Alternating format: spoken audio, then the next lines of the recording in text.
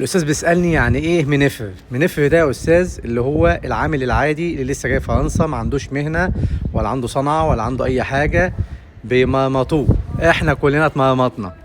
فلما بيشتغل مع ناس هنا، في ناس محترمه، عشان بس في اول فيديو في ناس محترمه، ولكن الاغلبيه نصابين وحراميه، وانا ما بخافش من حد لان انا اشتغلت منفر فتره كويسه.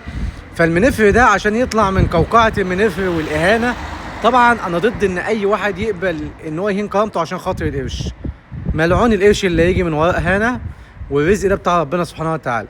فالمنفر ده في فرنسا الواحد اللي بيجي بيكسر بيشيل بيعمل عامل عادي يعني لحد ما يتعلم صنعه. فانا بنصح اي واحد منفر يتعلم صنعه، عشان لما تبقى معاك صنعه هتبقى منفر وصنايعي. يعني بص يا جماعه، في فرنسا الواحد بيبقى منفر، يفتح فساير، يشيل، يفرش باش، يكسر، ينظف الماتريال للمعلمين، يشيل سكات، يرفع بلاكو، يطلع وينزل جرافاه. المهم حاجات كتير جدا. بص بتمرمط في الشنطه، وده مش عيب. الرزق الحلال حلو والشغل الحلال حلو. بيفضل بعد كده يعني لو في مجال الدهانات بيترقى يتعلم يعني لحد ما يبقى بنتر. تمام، بنتر يعني بيعرف يمسك الرول والحاجات دي كلها. وبعد كده اما يمسك بقى الاندوي بقى، ويعرف يعمل اندوي بالكوتوهات بقى اللي هو سكاكين المعجون، ويسحب اندوي جنرال وكده، ببقى صنايعي. المشكله حاجه نفسي افهمها، يعني هو منفر بيطلع روحه، يعني يشيل ويحط وكسر. يبقى بنتر يطلع روحه، يشيل ويحط وكسر ورول وصنفر وكل حاجه. يبقى صنايعي برضه لو مع نفس الراجل، يعني الا من رحم ربي، يجيبه يبقى منفر وبنتر وصنايعي، هو اللي يفرش هو اللي يكسر عشان يوفر. فالمعلم لما علمه وخلاه صنايعي مش هيسيبك كده، ده انت هتفضل منفر. فللاسف الشديد جدا في فرنسا الواحد بعد ما يبقى صنايعي، انا كنت صنايعي يوما ما، صنايعي نص كم يعني، عشان برضه في صنايعيين هنا محترمين على راسنا من فوق، انا ما جيش جنبهم حاجه طبعا. ناس سريعه وناس لها الاحترام وناس لها الاخلاق في صناعتها وفي مهنتنا، انا احترمهم. فلما انا بقيت صنايعي كده، وبقيت مثلا يوميتي كنت باخد 85 90 يورو في اليوم. فلما وصلت للليفل ده، انا نفسي ما اكسرش، نفسي ما اشيلش، نفسي ما افتحش فساير، اجيب بقى واحد منف احس ان في تقدم. لا، هتعمل كل حاجه.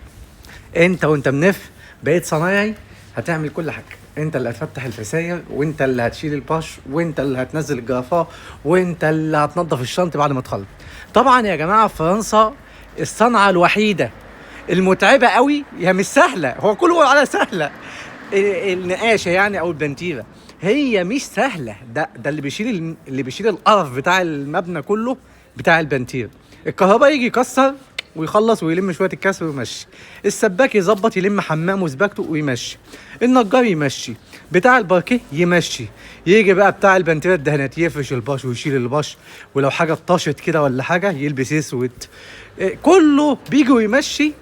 انما اخر واحد بيشيل الليله كلها بتاع البنتيرة. فما فيش حاجه اسمها شغلانه سهله وشغلانه صعبه، ولكنها مهنه موجوده بشكل كبير جدا هنا. فانا بنصح اي حد اتعلم لك صنعه واثنين وثلاثه، وربنا يكرم الجميع، لانك طول ما انت في البنتيرة هتبقى شغال منفر وصنايعي عادي الاثنين مع بعض. اتمنى بقى اكون جاوبت على كلمه منفر بشكل يعني جميل، يعني استفدتوا حاجه بس. وعاوز اقول لك ان اكتر واحد بتنصب عليه في البلد دي هو المنفر.